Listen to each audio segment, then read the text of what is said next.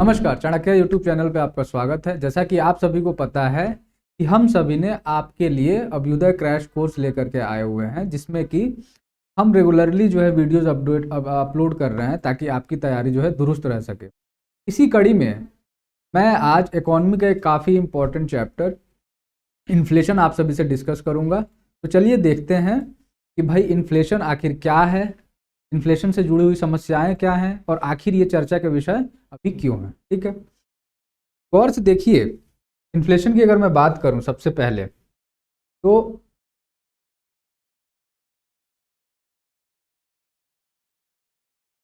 Inflation आखिर क्या होता है। जैसा कि आप सभी की नई चीज़ तो है नहीं, आप हमेशा न्यूज़पेपर या टीवी जो भी आपके न्यूज़ आते रहते हैं इनमें आप देखते रहते हैं कि भाई महंगाई बढ़ गई, महंगाई कम हो गई। ठीक है, तो इन्फ्लेशन बेसिकली क्या है, सिंपल से अगर भाषा में समझें इसको, ये परसिस्टेंट राइज है। मतलब कि लगातार जो बढ़ोतरी होती है किसी भी गुड्स और सर्विसेज के प्राइस में, कोई भी गुड्स और सर्विसेज है के दाम में लगातार अगर बढ़ोतरी हो रही है तो हम बोलेंगे क्या, भाई इन्फ्लेशन वहाँ पे है। ठीक है, इसके अलावा ये भी गौर करने वाली बात है कि अगर कोई इन्फ्लेशन मॉडरेट है, मॉडरेट का मतलब ये है कि महंगाई है लेकिन वो उस मात्रा में है जो कि आप कह सकते हैं कि बहुत ज़्यादा नहीं है और काफ़ी कम भी नहीं है, एक मॉडरेट अमाउंट में जो महंगाई है वो दिखाती है कि इकोनॉमी में ग्रोथ जो है वो है। ठीक है, मतलब अगर सीधी सिंपल से इसका मतलब ये होगा कि अगर इकोनॉमी जो है वो क्या कर रही है, विकास कर रही है, अर्थव्यवस्था हमारी जो है विकास में है, विकास की प्रगति पे है, तो उस सिचुएशन में महंगाई थोड़ी बहुत होना क्या है, लाजमी है। ठीक है, ये कोई चिंता का विषय नहीं है। लेकिन अगर ये स्टीपली राइज करेगा, अगर काफ़ी तेज़ी से महंगाई बढ़ती है, तब जो है काफ़ी समस्याएं खड़ी हो सकती हैं। ऑफ कोर्स कंज्यूमर को भी होंगे और अर्थव्यवस्था को साथ ही साथ एक मेजर सेटबैक मिलता है इससे। इसलिए इन्फ्लेशन, इसका मतलब ये हुआ क्या, सबसे पहले हमने क्या समझा कि एक परसिस्टेंट राइज है। ठीक है, रेगुलर जो राइज होता है सामान के दाम में वो है, सिंपल सी बात। और ये भी हमने समझा कि मॉडरेट अमाउंट जो है बहुत नुकसानदायक, अगर इन्फ्लेशन है और वो एक सीमित मात्रा में है तो इकोनॉमी यानी कि ठीक ठाक काम कर रही है, उस समय इकोनॉमी का ग्रोथ अच्छा है तो उतनी महंगाई होना लाजमी है। लेकिन अगर काफ़ी तेज़ी से जंप करता है तो उस समय जो है फिर प्रॉब्लम्स खड़ी। ठीक है, तो बीपीएससी आपसे सिंपल ये तो नहीं पूछेगा कि भाई इन्फ्लेशन क्या है, लेकिन आपसे ये पूछ सकता है कि अगर इन्फ्लेशन मॉडरेट है तो क्या सिचुएशन होती है। तो आपको बस ये बताना है कि वो बहुत चिंता का विषय।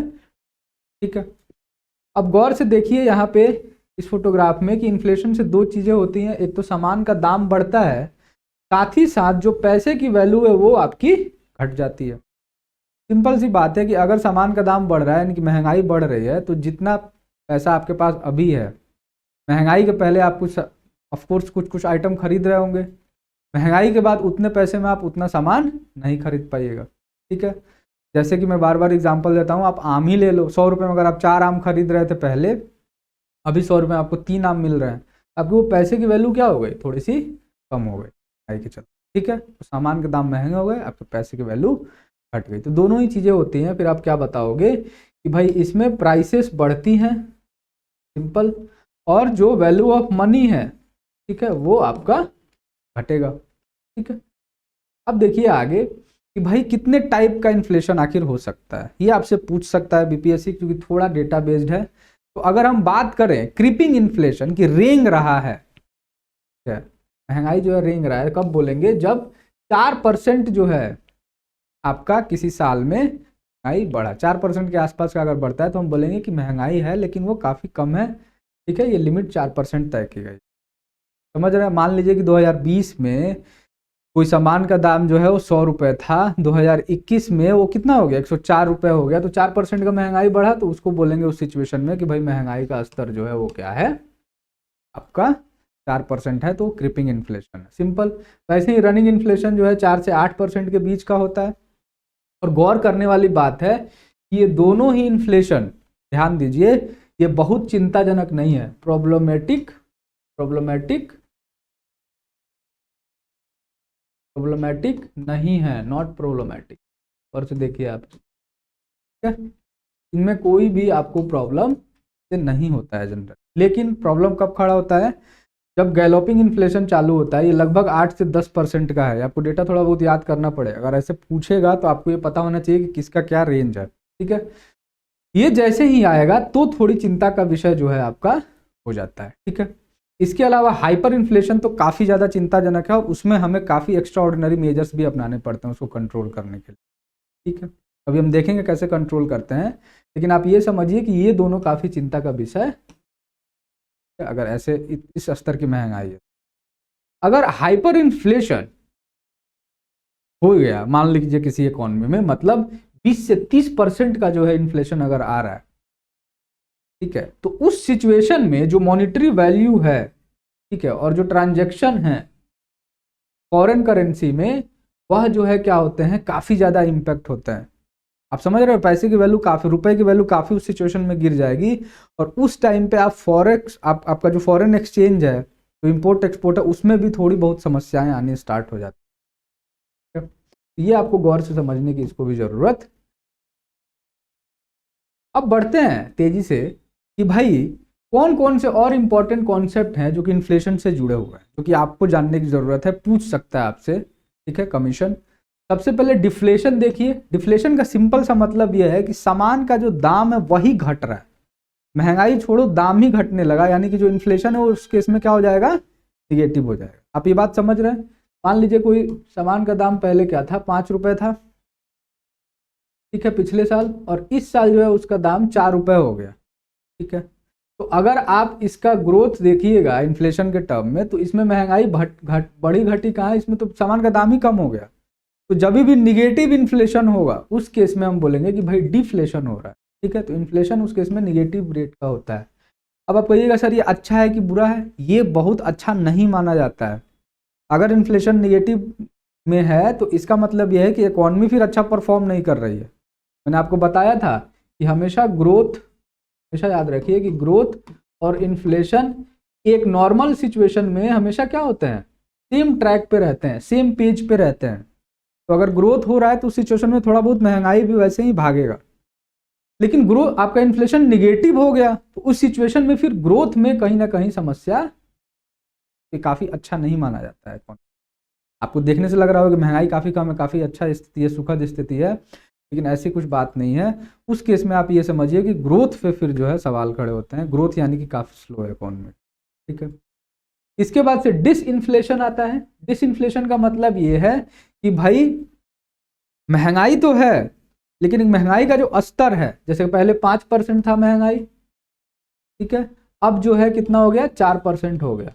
अब इसका मतलब ये नहीं हुआ कि भाई महंगाई जो है नहीं है, अभी भी पिछले साल के मुकाबले 100 रुपए का कोई सामान है तो 104 रुपए में बिक रहा हो, महंगा तो बिक रहा है, लेकिन उसके पहले वो 105 रुपए में बिक रहा था। तो महंगा अभी भी है बेस ईयर के हिसाब से, लेकिन उसका रेट कम हो गया है।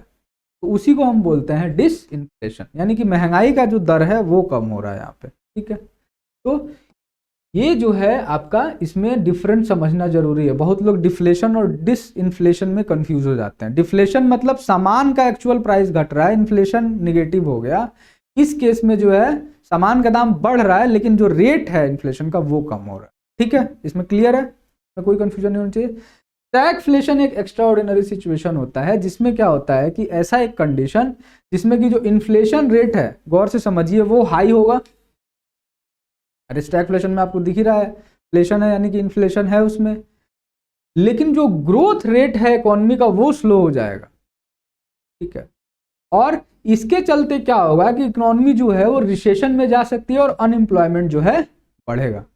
इसको अच्छे से तरह समझिए, ये चिंताजनक आखिर क्यों है कि मैंने अभी आपको बताया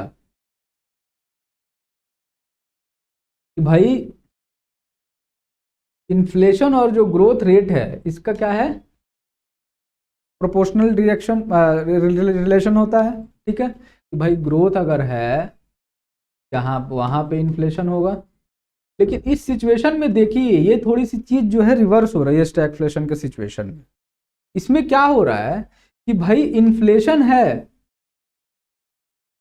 लेकिन उसके साथ क्या हो रहा है कि ग्रोथ जो है वो आपकी स्लो हो रही है। यहाँ पे इन्फ्लेशन ज़्यादा है और ग्रोथ कम हो गया। अब समझिए कि अगर आप ग्रोथ को फिर बढ़ाइएगा तो इन्फ्लेशन बढ़ जाएगा, और इन्फ्लेशन को जब और कंट्रोल करने की कोशिश कीजिएगा तो आपका ग्रोथ क्या होगा, उस केस में कम हो जाएगा। तो इससे निपटना काफ़ी खतरनाक होता है, ठीक है। स्टैगफ्लेशन से बाहर आना काफ़ी खतरनाक होता है।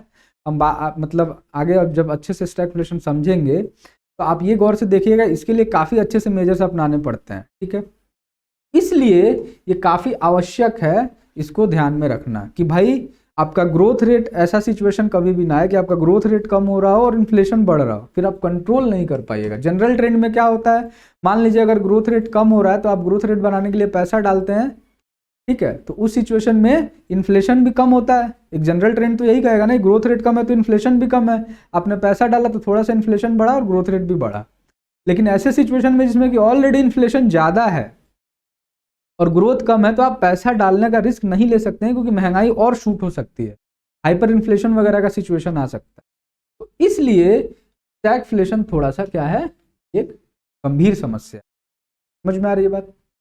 अब देखिए गौर से कि भाई आखिर कॉज क्या होते हैं, इन्फ्लेशन हो क्यों रहा है। हमने टाइप पढ़ लिया, इन्फ्लेशन समझ लिया क्या होता है, अब समझते हैं कारण क्या है, कौन कौन से ऐसे फैक्टर हैं जिससे हो रहा है। सबसे पहला बड़ा ही सिंपल सा है कि भाई डिमांड पुल इन्फ्लेशन, कि कोई भी ऐसा वस्तु है जिसका एकदम से डिमांड बढ़ा तो क्या होगा, अगर सप्लाई कांस्टेंट है उसका तो क्या होगा, उसका भाव बढ़ जाएगा। बड़ा ही सिंपल सा बात है। फिर कॉस्ट पुश इन्फ्लेशन है कि उस सामान को बनाने में जो कॉस्ट है अगर वो ज्यादा हो रहा है तो उस सिचुएशन में भी इन्फ्लेशन बढ़ेगा। और स्ट्रक्चरल इन्फ्लेशन एक है कि भाई अगर आप बना रहे हैं कोई भी वस्तु और उसके बनाने के दौरान जो स्ट्रक्चरल चेंजेस आपको करने पड़ रहे हैं तो उस सिचुएशन में भी क्या होगा, आपका इन्फ्लेशन बढ़ेगा। जैसे मान लो 4G हैंडसेट बन रहे थे, अभी 5G बनाना है, तो 5G के लिए जो आप उसमें नया प्रोसेसर वगैरह डालोगे जो कि उस 5G स्पेक्ट्रम के लिए क्या होगा, ऑफ कोर्स कैलिब्रेट किया गया होगा। तो उस सिचुएशन में जो 5G फोन है वो थोड़े महंगे, सिंपल सी बात है, क्योंकि इसमें आपने स्ट्रक्चरल एक बदलाव किया। समझ रहे हैं आप।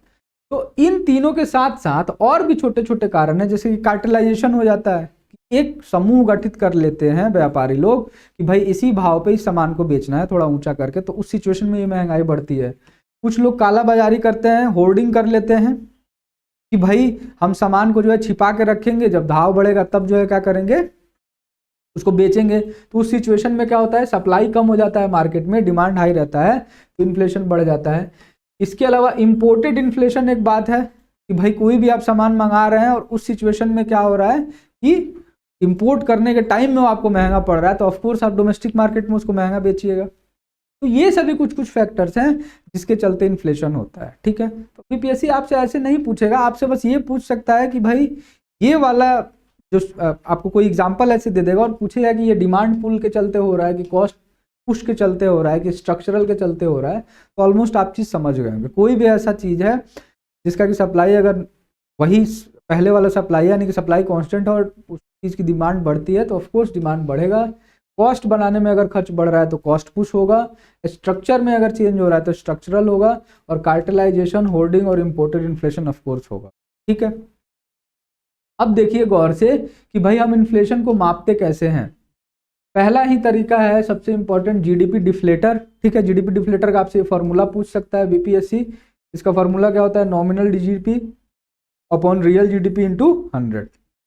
बड़ी सिंपल सी बात है कि भाई अभी के टाइम में जो जीडीपी है उसको आपने डिवाइड किया किससे, जो आपका बेस ईयर का जीडीपी था, और उसको 100 से मल्टीप्लाई कीजिएगा तो यही जीडीपी डिफ्लेटर आता है। और वही तो दिखाएगा कि भाई पहले मान लीजिए 100 रुपये का आपका इकॉनमी था, अभी जो जीडीपी है वो कितना हो गया, 110 रुपये हो गया। तो यही तो 10% का जो राइज है वही दिखाएगा कि भाई कितना जो है क्या हुआ, ऊपर उठा, और इसमें महंगाई का एक बहुत बड़ा हाथ है, सिंपल, ठीक है। इसलिए जीडीपी डिफ्लेटर को जो है हम यूज़ करते हैं, और ये जीडीपी डिफ्लेटर काफ़ी जो है हॉलिस्टिक एक इंडिकेटर है, ठीक है। हमेशा याद रखिए कि एक हॉलिस्टिक इंडिकेटर है और अच्छा जो है पिक्चर देता है कि हाँ इकोनॉमी में ऐसे ऐसे जो है एक एवरेज लेवल पे हम बात कर सकते हैं कि महंगाई ऐसे बढ़ रही है। लेकिन ये आपसे जल्द नहीं पूछेगा जनरली, ये आपसे फॉर्मूला बस पूछ लेगा, इसमें बहुत घुस के नहीं पूछेगा। जो घुस के पूछने वाले हैं वो ये इंडिकेटर्स हैं, जैसे कि होलसेल प्राइस इंडेक्स, ये काफ़ी इंपॉर्टेंट है। अभी नाम से ही लग रहा है कि ये होलसेल है, होलसेल लेवल पे बातचीत की जा रही है। जो कंज्यूमर्स हैं उनके रिगार्डिंग बातचीत नहीं की जा रही है, ठीक है, रिटेल की बात नहीं की जा रही है। तो होलसेल जो प्राइस इंडेक्स है वो जनरली यही दिखाएगा कि जो होलसेल ट्रांजैक्शंस हो रहे हैं उनमें क्या आपका इन्फ्लेशन का अभी रेट है, सिंपल सी बात है। और ये किसके द्वारा पब्लिश किया जाता है, ये आपसे पूछेगा बीपीएससी अब कि भाई economic adviser in the ministry of commerce and industry, ठीक है, ये आपसे पूछ सकता है। इसमें एक और महत्वपूर्ण बात कि भाई सर्विसेज इंक्लूड नहीं होती हैं। अब बताइए सर्विसेज क्यों नहीं इंक्लूड होगी, सिंपल सी बात है कि सर्विसेज को आप होलसेल रिटेल में थोड़ा ही करोगे। अरे होलसेल और रिटेल की बात तो वहां आती है जहाँ पे गुड्स आ रहे हैं, रिटेल में आप वही तो दोगे घर घर जा करके, लेकिन सर्विसेज आप क्या करोगे, होलसेल में बेचोगे क्या, वो तो आपको हर जगह जा करके देना पड़ेगा, समझ रहे हैं बात। तो इसलिए होलसेल में सर्विसेज नहीं आता है और इसीलिए इसको बोला जाता है कि नॉट एन इंक्लूसिव, ठीक है। इंक्लूसिव क्या है, ये आपका इंडेक्स नहीं है, क्योंकि आपने पढ़ा रहे थे पिछले लेक्चर में, हमने देखा था भाई 60% जो पैसा आ रहा है वो सर्विस से है और आपने सर्विस को ही बाहर कर दिया है, तो ऑफ कोर्स ये बहुत ही हॉलिस्टिक या इंक्लूसिव इंडेक्स नहीं होगा, ठीक है। तो आपसे पूछ सकता है बीपीएससी कि भाई सर्विसेज इंक्लूड होता है कि नहीं डब्ल्यूपीआई में, आपसे पूछ सकता है कि भाई कौन इसको पब्लिश करता है, तो ये आपको अच्छे से पता होना चाहिए। इसके अलावा जो ढेर सारी कॉमोडिटीज हम रखते हैं कंप्यूट करने में WPI को, ठीक है, अलग अलग टाइप के आइटम रखे जाएंगे, उनमें क्या क्या है भाई, एक तो प्राइमरी आर्टिकल है, फ्यूल है और पावर और मैन्युफैक्चर्ड गुड्स है, ठीक है। हम देखेंगे आगे किसका क्या परसेंटेज है। इसके अलावा जो नई सीरीज आई उसका बेस ईयर क्या है 2011-12, मतलब उसके रेफरेंस में हम माप रहे हैं, और जो आइटम है, ठीक है, जिसका हम असेसमेंट कर रहे थे उसको भी नई सीरीज में बढ़ा करके 676 से 697 कर दिया। ये बात समझ रहे हैं आप। और जो नया डिफिनीशन है उसमें हमने इनडायरेक्ट टैक्स को नहीं लिया। अभी इनडायरेक्ट टैक्स को नहीं लिया, इसके चलते क्या होगा कि और अच्छा और रिफाइंड पिक्चर मिलेगा। टैक्स के चलते दाम बढ़ घट रहा है ये फिर देखने की जरूरत नहीं है, जो एक्चुअल राइज हो रहा है वो फिर पता चलेगा, ठीक है। तो आपको कुछ कुछ बहुत ही इंपॉर्टेंट इसी स्लाइड में मिला, क्या कि भाई इकोनॉमिक एडवाइजर जो है वो करेगा, इसके अलावा सर्विसेज इंक्लूड नहीं होंगी, 2011-12 जो है बेस ईयर होगा। इसके अलावा क्या है भाई कि 676 से लेके 697 जो है वो आर्टिकल बढ़ा दिए गए, और इनमें 3 मेनली जो है आप कह सकते हैं कि क्या है, कमोडिटी है जिसको हम लेते हैं, एक प्राइमरी आर्टिकल, फ्यूल और पावर और मैन्युफैक्चर्ड गुड, ठीक है। देखते हैं भाई, अब गौर से देखिए ये आपका शेयर जो है ये कैसे चल रहा है, ऑलमोस्ट 64% के अराउंड जो है मैन्युफैक्चर्ड प्रोडक्ट होगा, प्राइमरी आर्टिकल में फूड, मिनरल और ये सभी चीज़ें होंगी, फ्यूल एंड पावर में जो है 13.15 होगा, ठीक है। तो ये जो है आपको थोड़ा बहुत ध्यान रखना है, ठीक है। आपसे ये पूछ सकता है कि भाई मैन्युफैक्चर्ड प्रोडक्ट का कितना शेयर था, कितना वेटेज था, ठीक है, WPI में। आगे बढ़ते हैं, consumer price index, of course नाम से ही लग रहा है कि ये कंज्यूमर के हिसाब से जो है डिजाइन किया गया है, कंज्यूमर आखिर कितनी महंगाई झेल रहे हैं, ठीक है।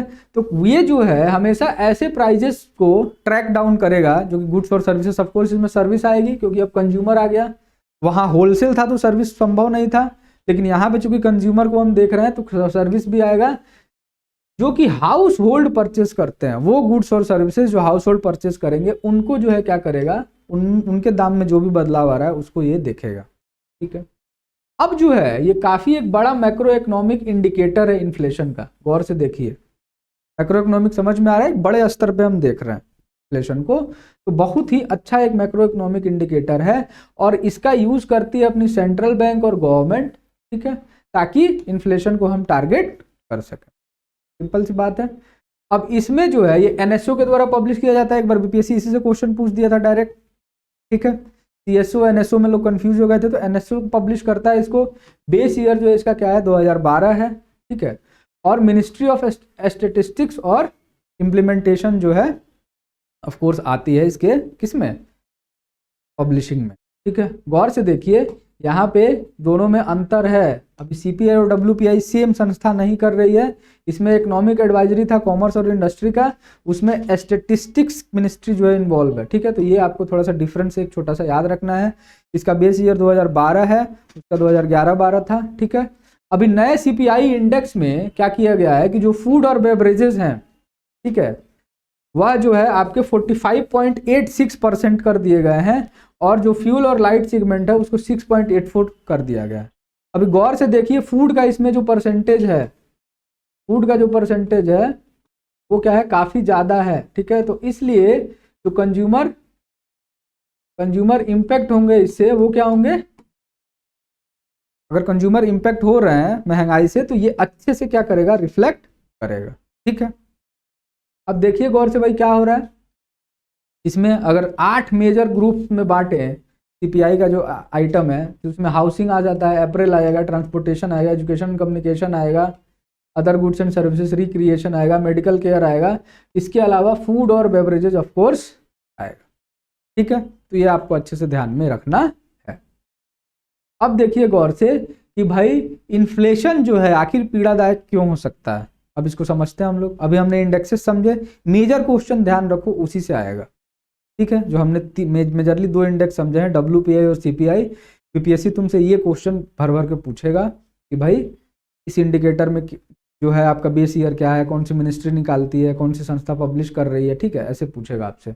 अब इन्फ्लेशन जो है पेनफुल क्यों है ये देखते हैं भाई। सबसे पहले अगर इन्फ्लेशन बढ़ता है तो जिसका भी फिक्स्ड इनकम है, जैसे कोई पेंशनर है जिसको पेंशन मिल रहा है, या स्टूडेंट जो है जिनको क्या मिल रहा है, स्कॉलरशिप मिल रहा है, PhD ऑफ कोर्स जो कर रहे हैं मान लीजिए ऐसे बच्चे, तो उन पे सबसे ज्यादा असर आता है कि पैसा तो उतना ही आएगा लेकिन पैसे की वैल्यू गिर गई। अब 20,000 रुपए किसी को पेंशन मिल रहा था, वो 20,000 में अपना घर का खर्चा चला रहा था, लेकिन महंगाई सब चीजों की बढ़ी तो 20,000 में उसको चलाना मुश्किल हो जाएगा, क्योंकि पेंशन जो है वो इन्फ्लेशन के साथ इंडेक्स नहीं होते हैं जनरल। ठीक है, मतलब इन्फ्लेशन बढ़ेगा तो ऐसा नहीं है कि पेंशन आपको बढ़ा करके आएगा, तो ये समस्या है फिक्स्ड इनकम वालों की। इसके अलावा इन्फ्लेशन जो है वह इन्वेस्टमेंट को नीचे ला सकता है इकोनॉमी में। इन्वेस्टमेंट आपको पता है कि अगर नहीं होगा तो इकोनॉमी का ग्रोथ क्या करता है, शूट नहीं करता है। मनी जो है वो, अगर आप पैसा नहीं डालोगे मार्केट में तो फिर उसका मल्टीप्लिकेशन नहीं होगा, हमको बहुत डिविडेंड नहीं मिलेगा। लेकिन इन्फ्लेशन अगर होगा तो इन्वेस्टमेंट जो है वो क्या करेगा, काफी स्लम्प कर जाएगा, क्योंकि सेविंग जो है वो कम हो जाएगी। अगर महंगाई होगी तो आपके जेब में पैसे बचेंगे नहीं। जब आप जेब में आपके पैसे नहीं बचेंगे तो आप इन्वेस्ट कहाँ करेंगे। अरे मान लो आपने 100 रुपए कमाए, आपके जेब में पहले 40 रुपए बच रहे थे महंगाई के पहले, लेकिन महंगाई एकदम से काफी ज्यादा बढ़ गई, उस सिचुएशन में 20 रुपए ही बच रहे हैं, तो आप जो पैसा 40 रुपए पहले इन्वेस्ट कर रहे थे वो आप कितना कीजिएगा, आप 20 रुपए कीजिएगा, तो वो क्या हुआ, आपका एक तरह से कम हुआ ना इन्वेस्टमेंट का अमाउंट। तो यही करता है इन्फ्लेशन, आपका सेविंग रेट कम कर देगा और कॉन्सिक्वेंटली आपका इन्वेस्टमेंट जो है वो कम हो जाएगा। ठीक है, इसके अलावा जो हाई इंटरेस्ट रेट है, कोर्स हाई इंटरेस्ट रेट होगा, इन्फ्लेशन बढ़ेगा, तो उस सिचुएशन में भी क्या होगा कि आप सेविंग कम करिएगा और आपका क्या होगा, इन्वेस्टमेंट जो है वो फिर काफी नीचे। ठीक है, इसके अलावा जो सेविंग पैटर्न है, अच्छा हाई इंटरेस्ट रेट किसका, लोन का, ठीक है ना, लोन का जो है हाई इंटरेस्ट ऑफ कोर्स होगा। जो सेविंग पैटर्न है वह जो है अनप्रोडक्टिव एसेट्स में लोग ज्यादा लगाएंगे। भाई जो पैसा बचाएंगे वो गोल्ड वगैरह ऐसे एसेट खरीदने पे ज्यादा टेंडेंसी बढ़ जाती है महंगाई के टाइम में, उनको लगता है कि इसी में पैसा डाल दो थोड़ा सेफ है। ठीक है, तो ये एक बड़ी समस्या है। इसके अलावा इन्फ्लेशन जो है वो आपका बाहर का जो कॉम्पिटिटिवनेस है, मान लो कि यहाँ पे आप माल कोई बना रहे हो, आपको विदेश में बेचना है, लेकिन यहाँ पे बनाने में ही आपका कॉस्ट ज्यादा हो गया, चूंकि महंगाई बढ़ गई है, तो ऑफकोर्स डोमेस्टिक जो आइटम्स है उनकी भी महंगाई बढ़ेगी, और चाइना वही सामान बना रहा है काफी सस्ते में, तो भाई आपको एक तगड़ा कंपटीशन मिलेगा, आपका माल नहीं बिकेगा बाहर। ठीक है, तो ये एक बड़ी समस्या बन के उभरता है कि भाई अगर इन्फ्लेशन बढ़ता है तो हमारे एक्सपोर्ट वगैरह में भी समस्या आती है। ठीक है, अब समझते हैं कि कैसे जो इन्फ्लेशन को कंट्रोल किया जा सकता है। महंगाई की बात लगातार हो रही है, लेकिन कंट्रोल कैसे किया जाता है। तो सबसे पहले गवर्नमेंट ऑफ इंडिया ने एक तरीका निकाला कि भाई इन्फ्लेशन को कंट्रोल करने के लिए आरबीआई को जिम्मेदारी दी गई। ठीक है, चूंकि ये क्रैश कोर्स है तो मैं तेजी से आपको बता रहा हूँ, नहीं तो इस पर प्रॉपर अच्छे से डिस्कशन होता है। आप बस इतना समझिए कि आरबीआई की वो जिम्मेदारी इसलिए दी गई कि गवर्नमेंट का मेन टारगेट होता है ग्रोथ को अचीव करना, तो अगर वो ग्रोथ को अचीव करने पे जाएगी तो ऑफकोर्स महंगाई बढ़ेगी। तो इसलिए इंडिपेंडेंटली ये प्रभार जो है दिया गया आरबीआई को कि भाई आप करिए कंट्रोल, हम तो चलिए इन्वेस्टमेंट करते हैं, तो उस सिचुएशन में महंगाई के बढ़ने के और चांसेस हो जाते हैं। तो आरबीआई क्या करती है, आपको एक रेपो रेट के थ्रू, बार बार आप पढ़ते हैं कि रेपो रेट जो है इतना हुआ इतना हुआ, तो रेपो रेट के थ्रू जो है चाहती है कि भाई महंगाई को कंट्रोल करके रखा जाए। ठीक है, और जनरली ये जो रेपो रेट है अभी हाल फिलहाल में कितना है, 6.5% के अराउंड है, वो आप जब करंट अफेयर का बुकलेट पढ़िएगा तो इसको ध्यान में रखिएगा, क्योंकि बीपीएससी आपसे ये बस पूछेगा कि भाई रेपो रेट अभी कितना चल रहा है। तो इस रेपो रेट के मतलब मदद से आरबीआई क्या करती है कि भाई महंगाई को कंट्रोल करके रखती है। इसको जरा समझ लेते हैं जल्दी जल्दी कि भाई रेपो रेट से कैसे कंट्रोल करती है।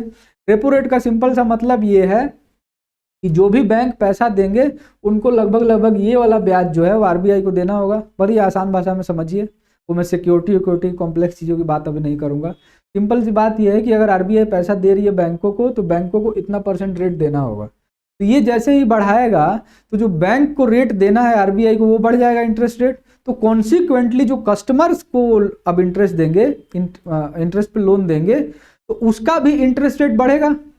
अभी मान लीजिए कि मैं जो है एसबीआई से एक 4 व्हीलर लेने का प्लान कर रहा हूँ, एसबीआई के पास में गया लोन लेने के लिए और महंगाई उस समय नहीं थी, रेपो रेट जो है वो मान लीजिए 2% था। ठीक है, बड़ी सिंपल भाषा में समझिए इसको। अब 2% उस समय रेपो रेट था तो बैंक बोला कि चलिए 3% पे आपको हम लोन दे देंगे। लेकिन आरबीआई देखी कि महंगाई बढ़ रही है, इसने एकदम से जो है 6% कर दिया रेपो रेट। तो उस सिचुएशन में क्या होगा कि भाई जो 3% पे हमें गाड़ी खरीदने के लिए लोन मिल रहा था वो एकदम से अब बैंक मेरा बोलेगा एसबीआई कि भाई अब हमको 7% से नीचे नहीं दे पाएंगे आपको, क्योंकि आरबीआई को हमें देना पड़ रहा है लगभग 6%। तो उस सिचुएशन में जो मेरे गाड़ी खरीदने का जो प्लान है वो डिटर कर सकता है। मतलब अब मैं सोच सकता हूं कि लूं कि ना लूं, क्योंकि ऑफकोर्स इंटरेस्ट रेट काफ़ी महंगा हो गया है। क्योंकि महंगाई है इसलिए ये स्टेप लिया गया। तो मैं अब वो सामान मतलब वो गाड़ी नहीं खरीदूंगा और इससे क्या होगा कि पैसा मार्केट में खर्च मैं नहीं करूंगा, तो डिमांड गाड़ी की नहीं होगी। इसके चलते क्या होगा कि गाड़ी का दाम घट सकता। ठीक है, तो महंगाई कंट्रोल हो गई। तो इसी सिस्टम के थ्रू, रेपो रेट के थ्रू ऐसे जो है आरबीआई कोशिश करती है कंट्रोल कर। ठीक है, काफ़ी आसान भाषा मैंने आपको समझाया है, और भी थोड़ी बहुत कॉम्प्लेक्सिटीज है। ठीक है, लेकिन आपको उतनी समझने की ज़रूरत नहीं है। अब हम देखते हैं कि भाई फूड इन्फ्लेशन जो है वो आपको कंट्रोल करना है हर हाल में। टमाटर के दाम अभी बढ़े हुए हैं, बार बार चर्चा आ रही है। हमारा एक 3D टॉक जो है इसी पे आया हुआ था कि भाई टमाटर के भाव क्यों बढ़ रहे हैं। तो ऑफकोर्स जो वेजिटेबल्स है इनके दाम काफ़ी बढ़ रहे हैं। बीच में आपने देखा होगा कि गेहूं का क्राइसिस काफ़ी ज़्यादा हो गया था, गेहूं के भाव बढ़ रहे थे, आटे के भाव बढ़ गए थे। तो ऐसे में फूड इन्फ्लेशन को कंट्रोल करना एक बहुत बड़ी जिम्मेदारी है और गवर्नमेंट वो ट्राई करती है डिफरेंट मेजर्स से। ठीक है, जैसे कि एमएसपी से खरीदती है, पीडीएस में बेचती है, तो आपको तो सस्ते में मिल रहा है। आप समझ रहे हैं इस बात को। इसके अलावा टमाटर का, ऑनियन का और पोटैटो का जैसा हमने बात किया, क्या मिशन ग्रीन लेकर के आई इसके लिए। तो गवर्नमेंट ने ये सभी मेजर्स इसी तो लिए कि फूड जो इन्फ्लेशन है उसको कंट्रोल में रखा जाए। इसके अलावा जो इम्पोर्ट ड्यूटी है वो क्या कर सकते हैं हम लोग, कम कर सकते हैं फूड आइटम्स पे। इसके अलावा डी होर्डिंग जो काला बाजारी है, कंटिन्यूसली ट्रैक डाउन करके, छापामारी करके जो है इसको हम कम कर सकते हैं कि भाई कोई होर्डिंग ना हो, जिसके चलते जो है आपका सप्लाई में क्राइसिस ना आए। इसके अलावा गवर्नमेंट जो है क्या कर रही है, जन औषधि शॉप्स भी खोले हुई है कि मेडिसिन के दाम जो है वो कम हो जाए। अरे वो भी तो एक मेजर आपका अमाउंट है जिसमें आपका पैसा खर्च हो रहा है। महंगाई सिर्फ खाने और इन सभी चीज़ों में थोड़ी होती है, दवा में खर्च होता है पैसा। तो उसके लिए जन औषधि शॉप्स जिसमें कि जेनरिक मेडिसिन जो है हम बेचते हैं काफ़ी सस्ते दामों पे। ठीक है, इसके थ्रू हम कोशिश कर रहे हैं कि इससे भी महंगाई हम थोड़ी बहुत कंट्रोल करें। ठीक है, तो इस सेशन में हमने काफ़ी हॉलिस्टिक तरीके से समझा कि भाई इन्फ्लेशन से आपको क्या बीपीएससी पूछ सकता है। हमने इंडेक्सेस जो है डील किए हैं, बेस ईयर वगैरह आपको बताया, कौन सी संस्था उसको पब्लिश करती है, कौन सी मिनिस्ट्री इन्वॉल्व है। इसके अलावा हमने थोड़ा बहुत एड ऑन जो किया अपने इस सेशन में कि भाई कैसे कंट्रोल करते हैं और क्या क्या समस्याएं आ सकती हैं। ठीक है, तो मिलते हैं एक अगले सेशन में एक काफ़ी और कोर कॉन्सेप्ट के साथ। अभी हम हार्ड कोर इकोनॉमी में जो है हम मनूवर कर रहे हैं चीज़ों को, तो इसलिए आप हमसे जुड़े रहिए। ठीक है, और गौर से देखिए इस सेशन में जैसा कि मैंने बताया कि आपसे रेपो रेट सीधे पूछेगा, ये नहीं पूछेगा कि रेपो रेट क्या हो रहा है। ठीक है, और रेपो रेट क्या होता है ये भी मैंने आपको थोड़ा बहुत बता दिया। एक और चीज़ तो मैं बताना भूल गया कि जो बैंड डिसाइड किया गया इसमें आरबीआई को कितने % इन्फ्लेशन रखना है ये आपसे पूछ सकता है। तो ये कितना है 4 ± 2। ठीक है, यही बैंड जो है यानी कि 2% से लेकर के 6% के बीच में जो है इन्फ्लेशन आपका होना चाहिए। अगर 6% से ऊपर जाता है तो आरबीआई को थोड़ी बहुत चीज़ें एक्सप्लेन करनी पड़ेंगी। ठीक है, तो इसलिए ये बैंड डिसाइड कर दिया गया कि भाई इतने लेवल पे ही आपको महंगाई को रखना है। ठीक है, तो मिलते हैं अगले सेशन में, तब तक के लिए जय हिंद जय भारत।